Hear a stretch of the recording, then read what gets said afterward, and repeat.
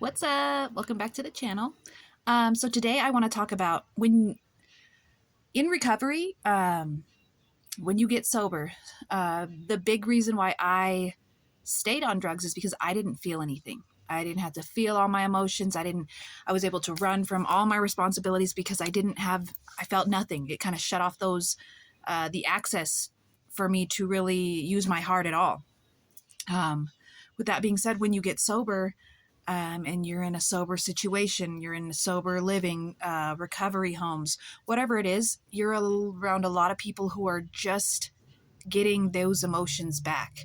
You have to understand that all the flooding of emotions that come out of you when you get sober, that's happening with everybody else that's getting sober as well. With that being said, you might find yourself in situations that are stressful. That you consider more of like a crisis level. These aren't everyday problems. You're in an altercation, you're about to fist fight with somebody, you're about to relapse, you're about to be in a situation where everything is such chaos. And there's a lot of techniques that you're going to need to deal with these situations, because having your feelings flood back is overwhelming for anybody. It was for me. It has been for other people in Superior Connections, in Route to Recovery, in Mountain West. And when you're dealing with a situation that is overwhelming, you want to be sure to not act with your emotions first. I actually heard in a video with Tony Robbins that people communicate from one of only two ways. You're either coming from a place of love or you're crying for help. And a cry for help can look like a lot of different things. A cry for help can be screaming, yelling, name calling, attacking, physically, mentally, verbally. All these things that might look very aggressive are really just a cry for help. That person is crying for help and they're doing so in an aggressive way because that's how they protect themselves. In early recovery, these things are kind of a common thing. Someone can be crying for help at somebody very aggressively, and instead of coming from a place of love because they feel attacked, they in turn are crying for help at this other person crying for help. And you got to picture, if you're both crying for help at each other, no matter how aggressive that looks, these are just, imagine two babies sitting there crying at each other and no one's hearing anything because they're both crying. So if you can take yourself in a situation of crisis, take yourself out of that situation, take a step back and say, hey, this person is attacking me, and I am going to take a step outside this so that I'm looking at it from the outside in and try and understand why this person who is yelling, aggressive, attacking me right now is needing something. They are coming from a sense of loss, a cry for help. And if you can really do that, that's you've reached emotional maturity.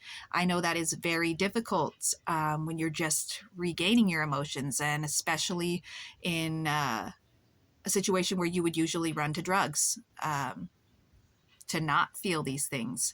That can be really difficult.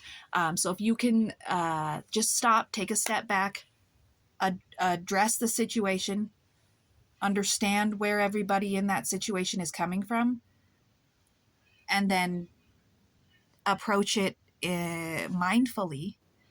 A lot of times you can dissolve something that could have exploded into something much bigger by just taking yourself out of it for a second and understanding why that person is attacking you and why you probably would be attacking you if you were them, but still be mindful of your feelings of being attacked, if that makes sense.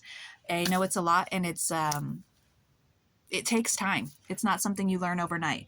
But if you can take your step out of the situation for yourself, for your own self, and come from a place of love where they're crying for help, things tend to get better.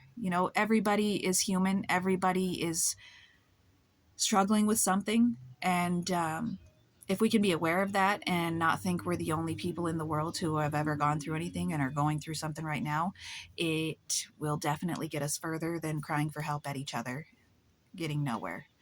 So if you are in a sober setting, a sober house, a sober recovery, Just be mindful of the fact that everyone is just regaining their emotions and they might not always know how to use those emotions. And sometimes you got to be the bigger person and be aware when other people aren't ready to be aware.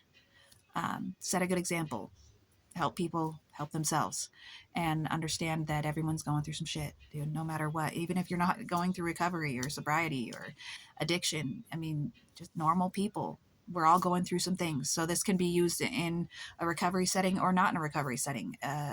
This goes for general life. I hope everyone has had a very positive day and was able to get a little bit of, good advice from this video, because everybody finds themselves in crisis situations a lot of times and they don't always react how they would have wanted to. So if you can take your step back, I promise you, it'll put you 2 steps forward. Have a good day, guys.